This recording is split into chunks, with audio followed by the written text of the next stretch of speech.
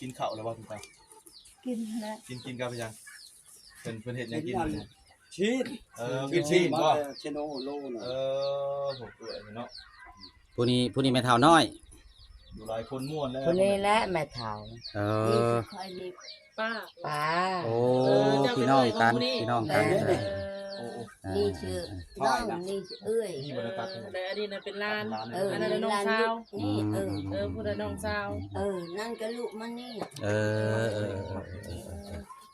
อาจารย์บ่แล้วอาจารย์สิตัดนี่จ้าคนนั้นมันเนาะสบายดีมื้อนี้เฮาสิไป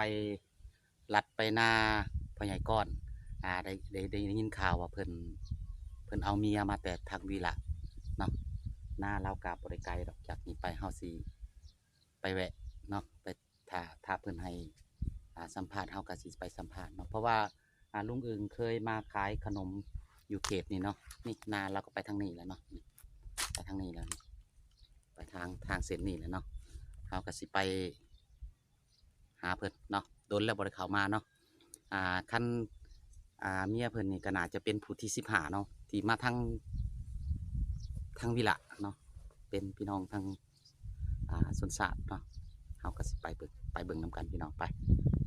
ยังหมูบัดนี้น่ะเฮ็ดอะไรพ่อนี่สิไปอีกบ่บัดนี้เอาชื่อเอาไปยังบ่ทันได้เฮ็ดใบบันทึกก็ยังบ่ได้มีมาชื่อได้นี่ได้คือไม่เท่าพามาเบิ่งเฮือนมาเบิ่งสถานที่ชื่อเพิ่นว่าย่านมีเมีย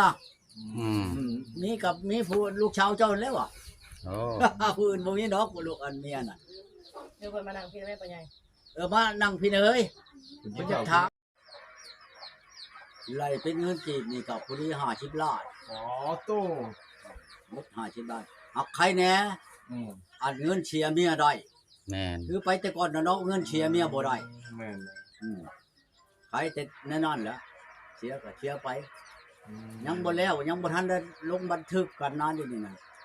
บัดมาพี่แหละลุงบัดโทรนำหลังบัดนี้ให้กลับคืนบัดนี้ล่ะขอน้ำเพิ่นมันแล้วนั่นจะก่อนจังสิเพื่อเฮ็ดบันทึกนะบท1มานี่บทบันทึกยังบ่แล้วเนาะบ่ได้เนาะบ่ทันได้เฮ็ดช้ำกินหมูกินหยังได้จ้ะกินหมูได้จ้ะหมูก็ยังบ่ได้กินแต่หมูกินอันนั้นหมูหันแล้วหมูก็ไม่ได้ทำสิไปซ้ำลูก2คนเนาะบ้านอยู่ทางใดบ้านเพิ่นบ้านนั้น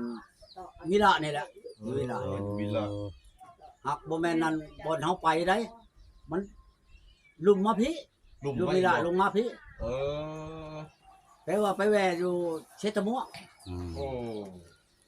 แวขึ้นไปก็ห่อนค่ำบ่พ่อใหญ่บ่ได้บ่แม่นได้เอาเลยทางตัวนั้นน่ะทางบ้านนั้นอันนั้นทางนั้นเขาบ้านบ่อตัวนั้น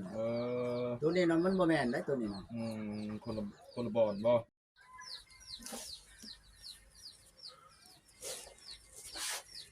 กินข้าวแล้วบ่คุณตา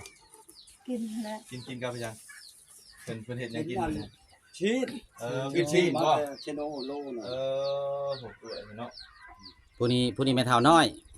อยู่หลายคนม่วนแล้วคนนี้แหละแม่เฒ่านี่คอยนี่ป้าโอ้พี่น้องกันนี่ชื่อน้องนี่เอ้ยนี่บ่ได้ตัดแต่อันนี้น่ะเป็นล้านอันนั้นน้องสาวนี่ผู้ใดน้องสาวนั่นก็ลูกมันนี่อาจารย์บ่แล้วอาจารย์สิตัดนี่จ้าคนนั้นมันเนาะอันนี้ผู้ที่โทรศัพท์เคยอายฮะมาไม่ใหญ่มาให้คนนี้ให้คนนี้ดีกว่าเขาเด้อมาเอาผู้เฮ็ดเอามาเคยมาจะเผื่อบ่แถวนี้บ่มาคอยปลูกเอาเจ้าเนาะอยู่ดีไม่แห้งเด้อหักแพงก็ได้เด้อมาอยู่น้ำลาวก็ให้เป็นไม้รักแกนนั่นแหละเด้อเนาะมีหยังก็เจ้าเป็นแม่เฒ่าก็เบิ่งแยงเพิ่นเด้อแม่เด้อเนาะแม่ของเมียพ่อเฒ่าก่อนนะอันนี้แม่เนาะแม่เฒ่าเนาะแม่เฒ่าตัวนี้เมียเพิ่นเมียพ่อใหญ่ก้อนเนาะแล้วพ่อใหญ่จังหมักเนาะพ่อใหญ่นี่เช้าเนาะมีแต่คนงามพ่อใหญ่จังหมักเด้อเฉพาะเลยพ่อใหญ่นี่หาแต่เอาแนวอ้อๆโลดแนวงามๆสวยๆนะยังไม่แล้วบ่ผู้ใดจะลูกสาวเพิ่นบ่นะครับน้องแล้วน้องบ่เฒ่าเพิ่นน้องมันนี่น้องก็คือยังสองผู้ใดยังบ่ได้ใช่ได้บ่บ้านหยังท่านได้ฮอดบ่พุ่นบ้านป่งบ่ฮอดบ้านหาง ใกล้ปันหางปันพุงปอ มันอาหารมันปรุงป่อ เออ โอ้บ้าน อา นา มาที่นี่ชื่อที่หลังหันปันหางที่นาสิปันพุงปอแต่ปันพุงปอฮอดน้ำคิด แล้วจังหวัดบ้านสิเจ้าบ่ เออ